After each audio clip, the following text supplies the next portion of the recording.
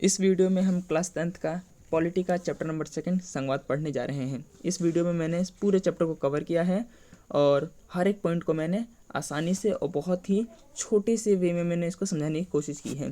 तो आप इस वीडियो को पूरा देखिएगा। तो स्टार्ट करते हैं संवाद से। चैप्टर का नाम है संवाद, ठीक है। तो स्टार्ट करते हैं चैप्टर के कि संवाद होता क्या है। देखिए, संवाद की बात करें तो संवाद का मतलब है, संवाद की बात करें तो देखिए, संवाद का अर्थ है शक्तियों का सरकार के विभिन्न स्तर, ठीक है। केंद्र सरकार, राज्य सरकार, स्थानीय सरकार की भी शक्तियों का बंटवारा, ये संवाद की डेफिनेशन है।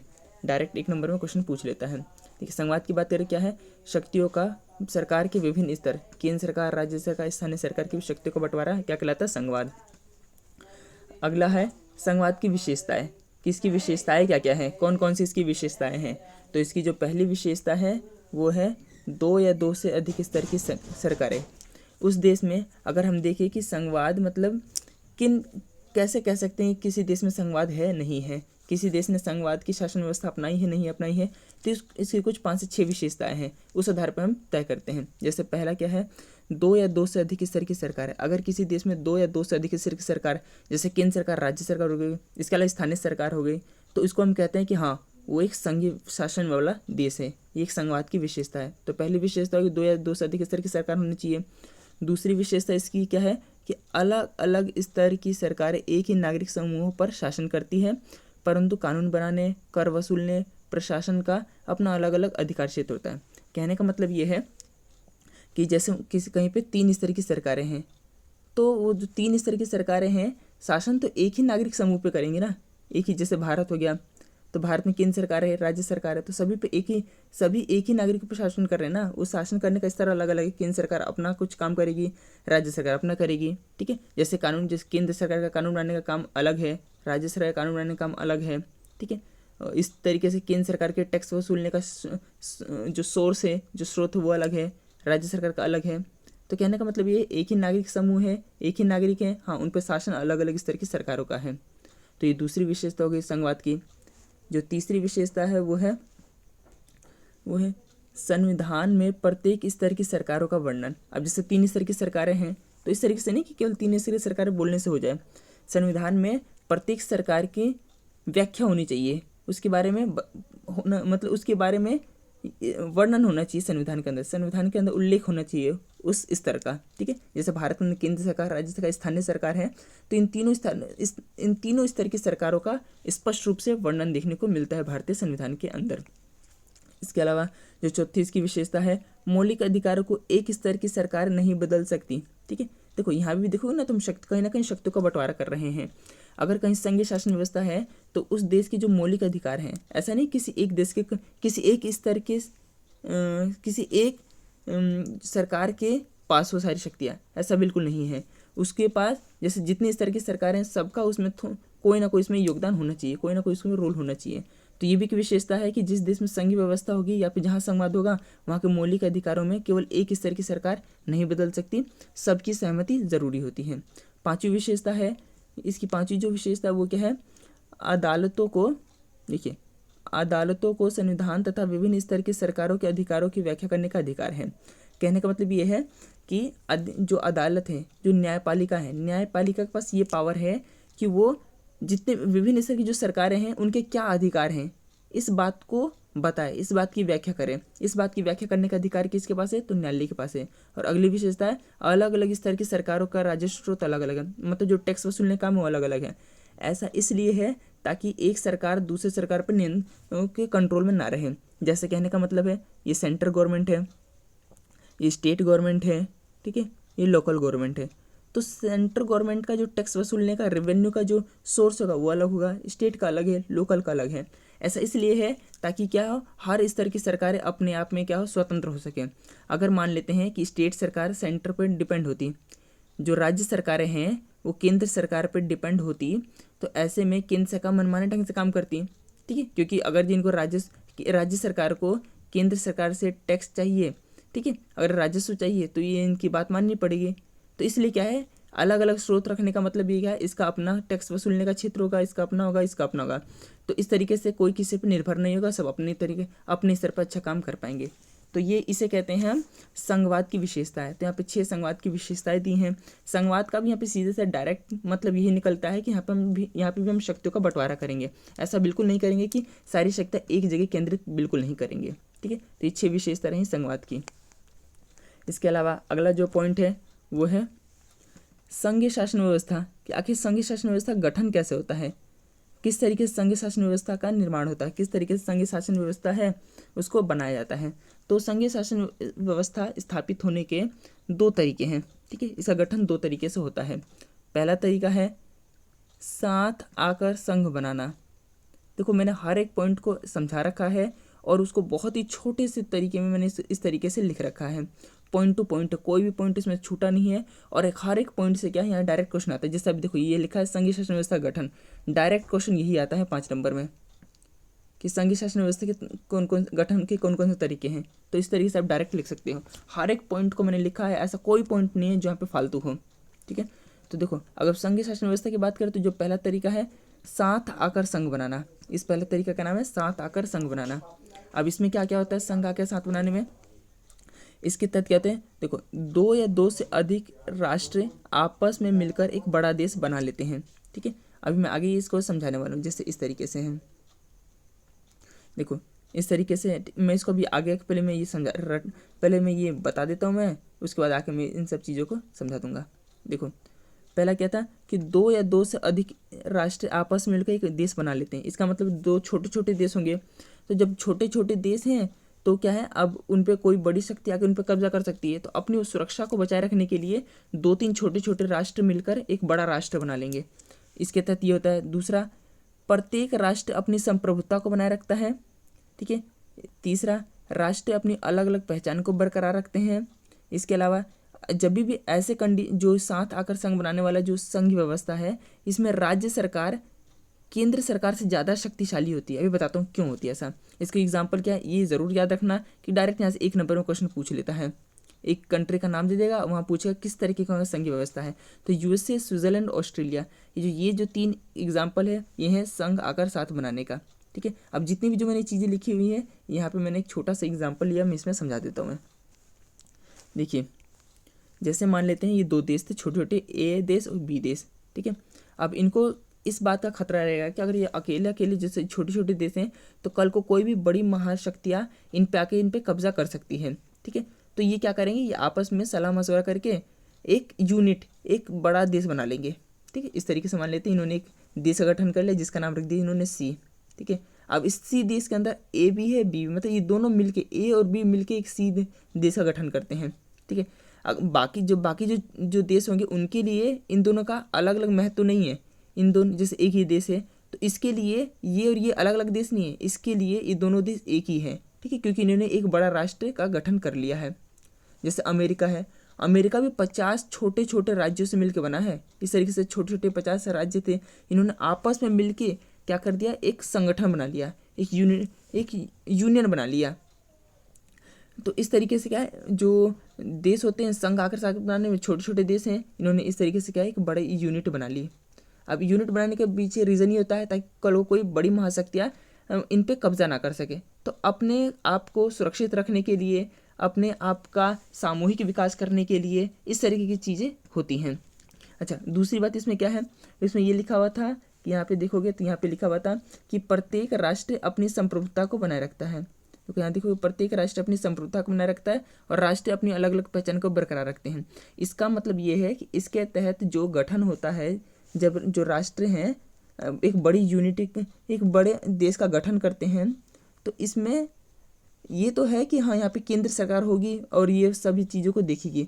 इसके साथ साथ देखो जैसे ए देश है तो इसकी अपनी अलग संप्रभु सत्ता है, बी की अलग अपनी संप्रभु सत्ता है, तो ये अपनी अलग संप्रभु सत्ता को बनाए रख सकते हैं। ठीक है, दूसरी बात, इनकी मान लेते ए की अलग भाषा है, बी की अलग भाषा है, तो ऐसा नहीं है कि सी के लिए कोई एक विशेष भाषा होगी जो इन दोनों पर लागू होगी। ये अपनी भाषा को बरकरार रखेगा, ये अपनी भाषा को बरकरार रखेगा। कहने का मतलब ये है कि ये सी तो बाकी दुनिया के लिए एक देश सी है। ठीक है, सही मायने में ये अलग देश है, ये अलग देश है। तो यहाँ पे ये देखने को मिलता है कि यहाँ पे बड़ा देश है ठीक है। लेकिन सही मायने में जो क्या है, जो छोटे छोटे अंदर देशी हैं और ये अपनी संप्रभुसत्ता को, अपने कल्चर को, अपनी संस्कृति को, अपनी भाषा को, ये अपने मतलब चीज़ों को प्रोटेक्ट करेगा, ये अपनी चीज़ों को प्रोटेक्ट करेगा। तो इस तरीके से ये देखने को मिलता है एक बड़ा देश होने के बावजूद भी अंदर छोटे छोटे देश हैं, ठीक है। और इसमें क्या होता है, राज्य सरकार ज़्यादा पावरफुल होती है, जो स्टेट गवर्नमेंट होती है ज़्यादा पावरफुल होती है बजाय किसके, सेंटर के। ऐसा इसलिए है क्योंकि क्या है, यहाँ पे जो छोटे छोटे राज्य हैं इनका महत्व ज़्यादा है, जो छोटे छोटे राज्य हैं इनका महत्व ज़्यादा है, ठीक है, क्योंकि ये आपस में आके मिलके एक देश बने हैं। और यहाँ पे जो केंद्र सरकार होती है उसके पास पावर कम होते हैं। तो ये पहला तरीका था संघीय शासन व्यवस्था का गठन होने का। देखो अब दूसरा तरीका ये है, जो दूसरा तरीका वो ये है कि सबको साथ लेकर चलने की नीति। डायरेक्ट क्वेश्चन आता है यहाँ से, ठीक है, इस गठन को लेकर। दूसरा तरीका सबको साथ लेकर चलने की नीति। इसमें क्या होता है, इसमें बिल्कुल उसका उल्टा आता है। वहाँ पे क्या था, इससे पहले वाले में क्या था कि जो ये था 7 आकर संघ बनाने में क्या था कि जो 2 या 2 से अधिक जो राष्ट्र हैं, छोटे छोटे राष्ट्र आपस में मिलकर बड़ा देश बनाते हैं। लेकिन यहाँ पे क्या है, यहाँ पे थोड़ा इसका उल्टा है। सबको साथ लेकर चलने वाली नीति में हमें ये देखने मिलता है कि जो बड़े बड़े जो देश हैं आंतरिक विविधता का ध्यान रखते हुए राज्यों का गठन करते हैं, ठीक है। मतलब कोई एक बड़ा सा, जैसे भारत हो गया, अब भारत का एरिया बहुत बड़ा है, तो भारत ने क्या किया है, भारत में 28 राज्य हैं, तो इस तरह से छोटे छोटे राज्यों में अपने आप को बांट लेते हैं, तोड़ लेते हैं, ठीक है, आंतरिक विविधता को ध्यान में रखते हुए। तो दूसरे सबको साथ लेकर चलने वाली नीति में क्या होता है, बड़ा जो देश होगा वो क्या होगा, अपने आप को कई राज्यों में तोड़ लेगा, गठन कर लेगा, और उसके बाद क्या करेगा, शक्तियों का बंटवारा कर देगा, ठीक है। अब केंद्र में और राज्य में जब अब राज्य बनेंगे तो राज्य में भी सरकारें आएंगी, तो केंद्र और राज्य की भी शक्तियों का बंटवारा होगा। इसके अलावा जहाँ पे भी ऐसा वाला संघीय शासन व्यवस्था गठन होता है वहाँ पे केंद्र सरकार ज़्यादा पावरफुल होता है बजाय राज्य सरकार के, ठीक है। केंद्र सरकार ज़्यादा पावरफुल है राज्य सरकार। भारत के अंदर भी जो केंद्र सरकार है इसके पास पावर्स ज़्यादा हैं बजाय राज्य सरकार के। उदाहरण इसके हैं भारत, बेल्जियम, स्पेन। 3 एग्जाम्पल उसके थे, 3 एग्जाम्पल इसके हैं। ये जो 6 हैं इन कंट्री को याद रखना। 1 नंबर का क्वेश्चन यहाँ से कन्फर्म है कि यहाँ से एक क्वेश्चन आएगा ही आएगा, ठीक है। कोई एक कंट्री का नाम दे देता है और उसका ये पूछता है कि बताओ ये यहाँ पे किस तरीके की संघीय शासन व्यवस्था है का गठन हुआ है। तो यहाँ तक जो चीज़ें वो समझ आ गई होंगी, ठीक है। यहाँ पे जैसे मैंने ये ले रखा है एग्जाम्पल के रूप में, जैसे एक ही देश है, मान लेते हैं इंडिया ही है, ठीक है, भारत है। तभी क्या कर रखा है, भारत ने प्रशासन को अच्छा करने के लिए, ठीक है, ताकि सारी चीज़ें शांतिपूर्वक रहे और सब चीज़ अच्छा चले और शासन व्यवस्था को और अच्छा बनाया जा सके, छोटे छोटे राज्यों को गठन कर दिया, ठीक है। अभी जो छोटे छोटे राज्य ये अपना शासन दिखेंगी और स्टेट जो सेंट्रल गवर्नमेंट है अपना शासन दिखेगी। तो इस तरीके से प्रशासन को अच्छा चलाने के लिए छोटे छोटे राज्यों में बांट लेते हैं, ठीक है। तो अगला जो टॉपिक है वो है भारत में संघीय व्यवस्था। देखो जो यहाँ से जो ये टॉपिक है भारत के अंदर संघीय व्यवस्था। अब ये टॉपिक तो है, यहाँ से जो क्वेश्चन आता है वो ये आता है कि भारत के अंदर आप किस प्रकार से कह सकते हैं ये संघीय व्यवस्था देखने को मिलती है। तो यहाँ से क्वेश्चन ये आता है और डायरेक्ट ऐसा ही क्वेश्चन आता है, पूछता है, चाहे प्रीवियस ईयर में दिख भी सकते हो कि जैसे ये लिखा है भारत में संघीय व्यवस्था, तो क्वेश्चन ये आता है कि आप किस आधार पर कह सकते हो, कैसे कह सकते हो कि भारत के अंदर संघीय शासन व्यवस्था देखने को मिलती है। तो देखिए अब हमें पता करना है कि भारत में संघीय शासन व्यवस्था है या नहीं है, तो हम क्या करेंगे, डायरेक्ट हम इन चीज़ों पर ध्यान देंगे जो हमने ये विशेषताएँ पढ़ी थी। अगर ये विशेषताएँ भारतीय संविधान में देखने को मिलती है, भारत के अंदर देखने को मिलती है, तो जाहिर सी बात है वहाँ पे क्या होगा, भारत के अंदर संघीय शासन व्यवस्था हो गया। अगर ये विशेषताएं देखने को नहीं मिलती हैं तो इसका मतलब भारत के अंदर क्या है, संघीय शासन व्यवस्था नहीं है। तो हम एक एक करके वापस हम इसको पढ़ेंगे, ठीक है। देखो भारतीय संविधान में ऐसी व्यवस्थाएं की गई जिनके आधार पर कहा जा सकता है कि भारत एक संघीय देश है, ठीक है। डायरेक्ट क्वेश्चन ऐसे ही आता है, तो आप भी आंसर को ऐसे ही लिखोगे।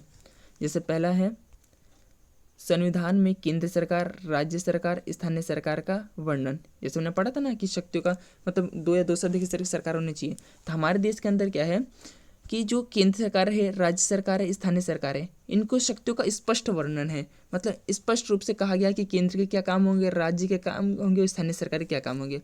अब जो ये जो बातें हैं वो 3 अनुसूचियों में 3 सूचियों में लिखी गई है। 3 लिस्ट है हमारे संविधान के अंदर, 3 लिस्ट है, ठीक है, जिसे कहते हैं शक्तियों का बंटवारा। इनके 3 लिस्ट हैं और इस 3 लिस्ट में बताया गया कि कौन सी सरकार के क्या क्या काम हैं। जैसे जो पहला जो लिस्ट है वो है संघ सूची, ठीक है। अब देखो इस सूची में आने वाले विषय पे केवल केंद्र सरकार कानून बना सकती है। मतलब जो संघ सूची है इसको कहते हैं यूनियन लिस्ट।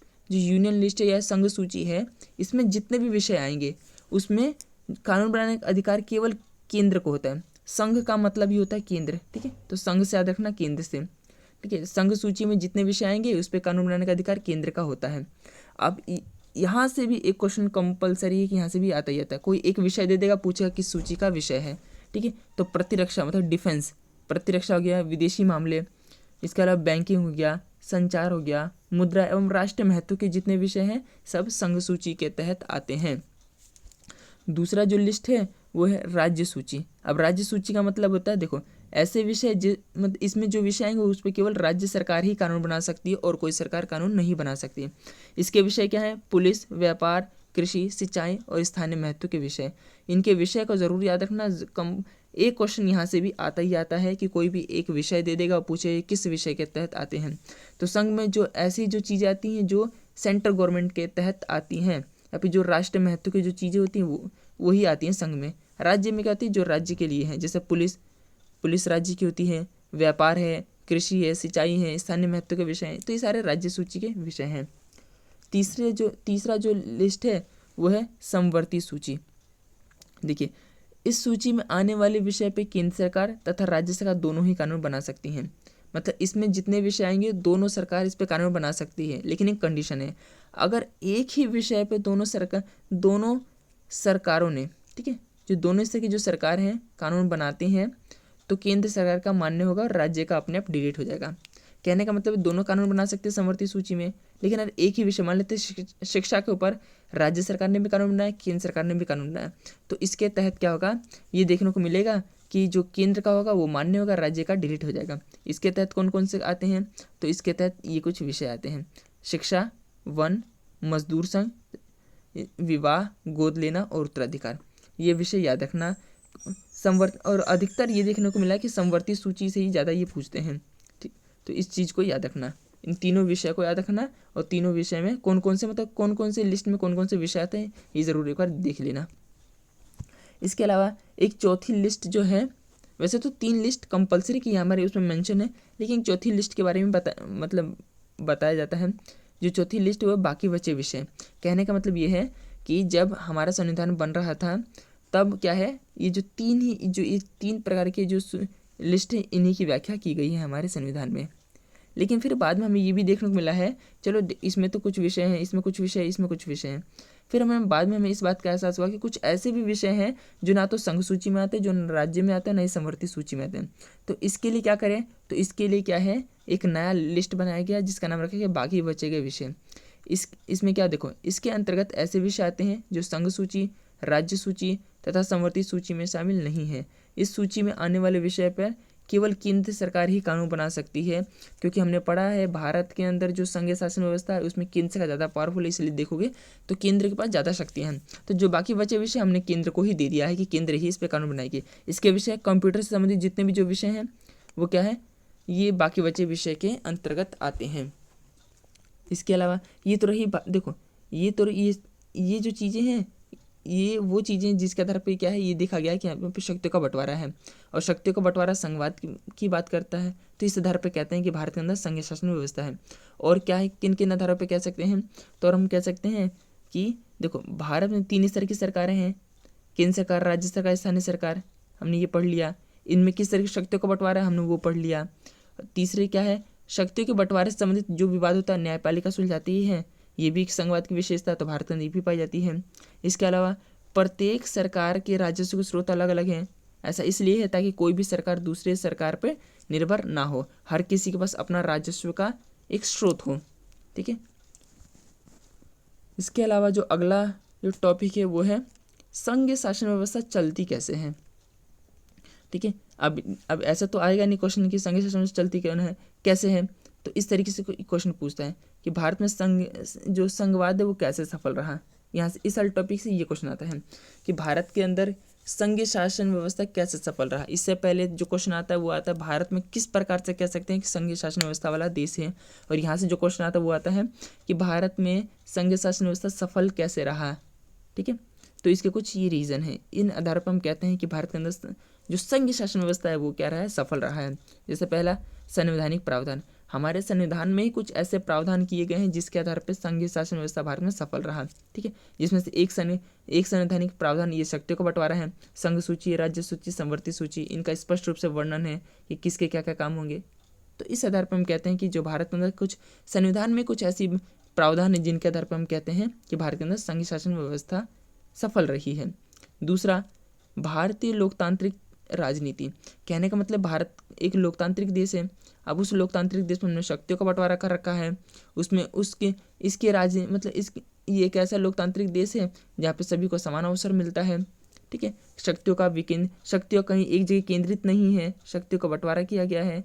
तो हमारे जो भारतीय जो लोकतांत्रिक इसकी राजनीति कुछ ऐसी है कि यहाँ पे शक्तियाँ एक जगह केंद्रित ना होकर क्या है, हर जगह वितरित है, सभी को समान रूप से मिला हुआ है। तो इस आधार पर हम कहते हैं कि भारत में के अंदर जो क्या है, संघीय शासन व्यवस्था सफल रहा है।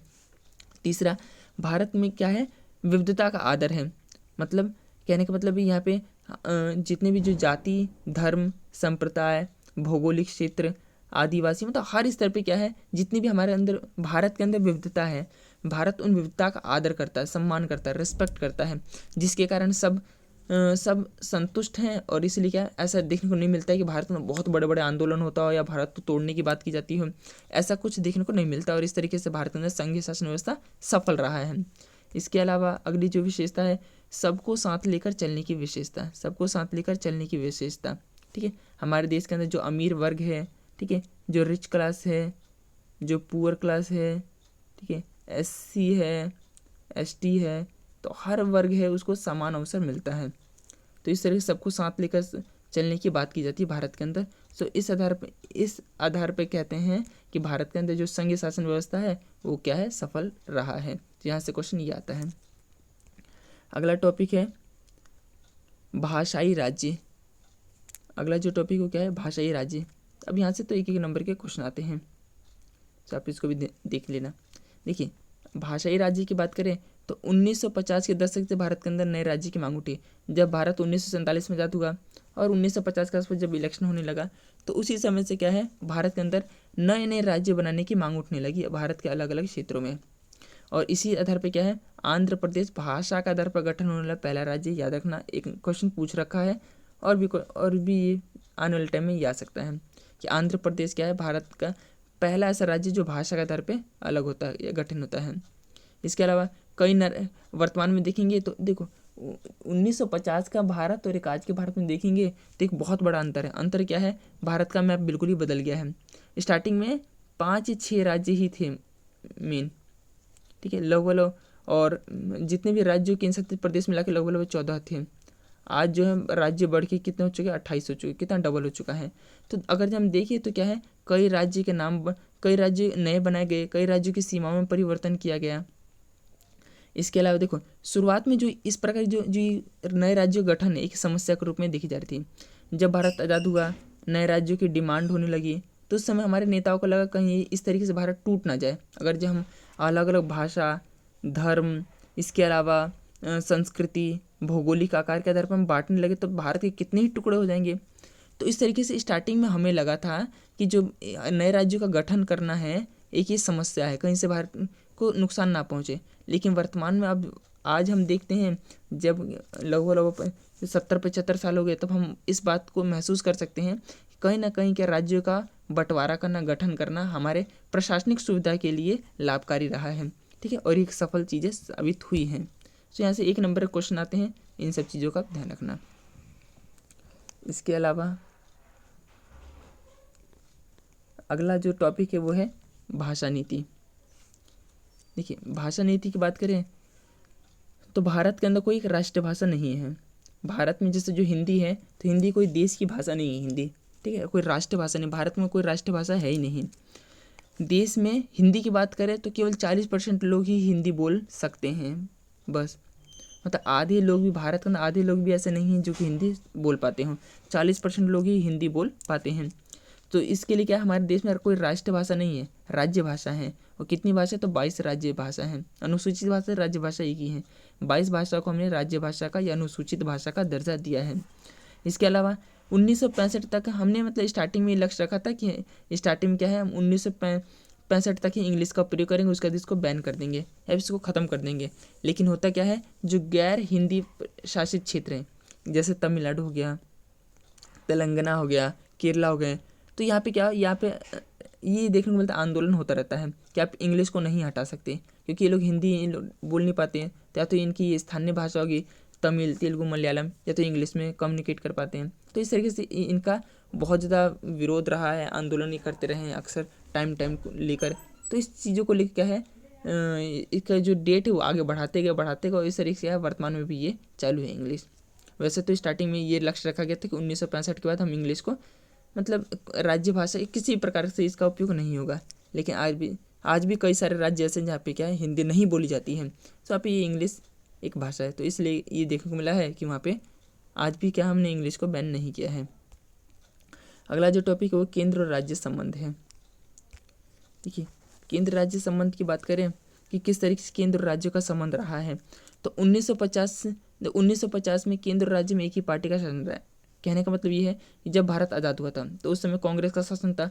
तो उस समय क्या था, कांग्रेस का इतना ज़्यादा प्रभाव था कि जो सेंटर में केंद्र सरकार में जो सरकार बनती थी कांग्रेस की बनती थी, और स्टेट में राज्य सरकार में जितनी भी सरकार बनती थी वो भी कांग्रेस का बनती थी। तो इस तरीके से ये देखने को मिला कि स्टार्टिंग में हमें शक्तियों का बंटवारा देखने को मतलब पता ही नहीं चल पाता था किस आधार पर किस तरीके की शक्तियों का बंटवारा है, क्योंकि जो जैसे जो कांग्रेस हो गई वो केंद्र में है, कांग्रेस स्टेट में भी है। तो इस तरीके से क्या है, केंद्र सरकार मनमाने ढंग से राज्य सरकार की शक्तियों का हनन करती थी, और राज्य सरकार कुछ कह नहीं सकती थी क्योंकि इन्हीं की सरकार तो केंद्र में है। तो इस तरीके से क्या है, कुछ शक्तियों का स्पष्ट रूप से पता चल नहीं पा रहा था। देखिए, 1950 में केंद्र राज्य में एक ही शासन था। दूसरा, ऐसी स्थिति में केंद्र सरकार राज्य सरकार शक्तियों का स्पष्ट कार्य देखने को नहीं मिला, मतलब पता नहीं चल पा रहा था कि केंद्र का क्या कार्य है, स्टेट का क्या है सही मायने में। कई बार क्या है, केंद्र सरकार जो क्या है अपनी शक्तियों का दुरुपयोग करके राज्य सरकार के को बदल देती थी। कई बार ये भी हुआ है कि स्टार्टिंग में जो जहाँ जहाँ कांग्रेस नहीं आ पाती थी वहाँ पे कांग्रेस क्या है अपनी शक्ति को उपयोग करके वहाँ की सत्ता गिरा देती थी वहाँ पे, और दूसरी पार्टी अपनी पार्टी लेकर आ जाती थी। तो इस तरीके से केंद्र सरकार राज्य सरकार की शक्तियों का दुरुपयोग करती थी। इसके अलावा 1990 से क्या है, केंद्र राज्य में अलग अलग सरकार की स्थापना हुई। भारत की राजनीति के अंदर 1990 का दशक गठबंधन का युग माना जाता है। कहने का मतलब ये है कि ये वो टाइम था जब ये चीज़ें अलग होने लगी कि केंद्र में अलग सरकार बनेगी, राज्य में अलग सरकार बनेगी। इसके अलावा क्षेत्र दलों का उदय हुआ, क्षेत्र जो छोटे छोटे जो दल हैं इनका उदय हुआ, गठबंधन सरकार का दौर शुरू हुआ और छोटी छोटी पार्टियों का महत्व बढ़ा। तो ये चीज़ें इसमें आती हैं। अगला जो टॉपिक है विकेंद्रीकरण, बहुत इंपॉर्टेंट है, यहाँ से 5 नंबर का क्वेश्चन आता ही आता है। देखिए, विकेंद्रीकरण की बात करें तो विकेंद्रीकरण का मतलब क्या है, केंद्र सरकार और राज्य सरकार से शक्तियाँ लेकर स्थानीय सरकार को दे देना विकेंद्रीकरण कहलाता है। ठीक है, बहुत आसान सी डेफिनेशन है, केंद्र सरकार और राज्य सरकार शक्तियाँ लेकर स्थानीय सरकार को दे देना विकेंद्रीकरण कहलाता है। उद्देश्य क्या है, इसके पीछे क्या उद्देश्य है, क्यों लाया गया इसे, तो इसके पीछे उद्देश्य क्या है, अनेक मुद्दों समस्याओं का समाधान स्थानीय स्तर पर हो जाए। पहला, लोगों को अपनी इलाकों की समस्या का पता है, अब स्थानीय लोग हैं इनके अपने इलाकों का समस्या पता है, कहाँ पे कौन कौन सी समस्या है। दूसरा, अब ये लोग जब समस्या पता है तो ये क्या है, कम पैसे में पैसों का उचित उपयोग कर सकते हैं। ठीक है, इनको पता है कि हाँ कितने रुपए में कौन कौन सी समस्याओं का समाधान हो जाएगा, तो इससे पैसे भी कम लगेगा और पैसों का उचित रूप से इसका उपयोग होगा। इसके अलावा स्थानीय स्तर पर फैसले लेने में स्थानीय लोगों की भागीदारी, कहने का मतलब जो छोटे स्तर पर क्या लोगों की भागीदारी बढ़ेगी, इससे लोकतंत्र और मजबूत होता है। तो ये उद्देश्य था विकेंद्रीकरण को लेकर आने में। इसके अलावा देखिए, ग्राम स्तर पे जो गांव स्तर होगा उसमें पंचायत होंगे, और जो शहरों में होगा वो नगर पालिका होगी। शहरों में नगर पालिका और गाँव में पंचायत की स्थापना की गई।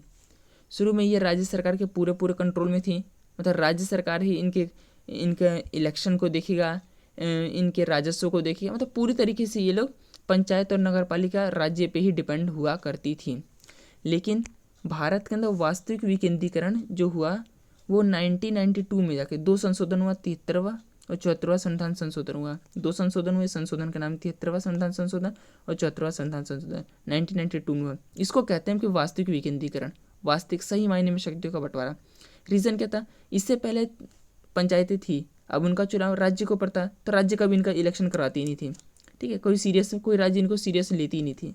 तो सही माने जब 1992 के अंदर जब संविधान संशोधन हुआ तो संविधान में इसकी स्पष्ट व्याख्या की गई और उसमें क्या क्या बातें की गई, तो ये कुछ बातें की गई इन 2 संशोधन के द्वारा। पहला, चुनाव करवाना बाध्यकारी था, जो पहले नहीं था। अब 1992 के बाद इनका इलेक्शन करवाना कंपलसरी हो गया कि हर 5 साल में इनका इलेक्शन करवाना ही करवाना है। इसके अलावा SC ST जो हैं इनके लिए अनुसूचित जाति अनुसूचित जनजाति के लिए सीटें आरक्षित होंगी पंचायतों में, नगर पालिका में। 1/3 सीटें महिलाओं के लिए आरक्षित होगी, इसको कंपलसरी बना दिया गया। इनके इलेक्शन के लिए अलग व्यवस्था की गई, चुनाव आयोग की स्थापना की गई, राज्य चुनाव आयोग। ठीक है, राज्य चुनाव आयोग नामक एक अलग संस्था की स्थापना की गई। इसके अलावा राज्यों को अपने राजस्व का, अपने जो भी उनका टैक्स आ रहा है उसका कुछ हिस्सा इन स्थानीय निकायों को देगी। ठीक है, ताकि ये भी अपना काम सुचारू रूप से चला सके, तो ये कंपलसरी कर दिया गया। तो वास्तविक विकेंद्रीकरण इसीलिए माना जाता है क्योंकि ये चीज़ें हुई हैं, ये चीज़ें कंपलसरी बना दी गई हैं। और इसके अलावा ये चैप्टर ख़त्म हो गया, ये चैप्टर लास्ट था यहाँ तक। और इसमें मैंने एक एक पॉइंट जो है वो पेपर में आया हुआ है और पेपर में यहीं से ही क्वेश्चन आता है। इसमें एक भी चीज़ जो ऐसी नहीं है जो इसमें फालतू हो, बिल्कुल मैंने पॉइंट टू पॉइंट इसमें चीज़ें बता रखा है और पूरा ये PDF है और इसको आप अपने नोट्स बना सकते हैं। इसका मैं PDF भी टेलीग्राम चैनल पर डाल दूँगा। ये चैप्टर पूरा हो गया। इससे पहले मैंने 27,000 पूरा मैंने इसी तरीके से PDF बना के मैंने वीडियो बना रखा है और दूसरा ये भी हो चुका है, तो देखिए आप इसको।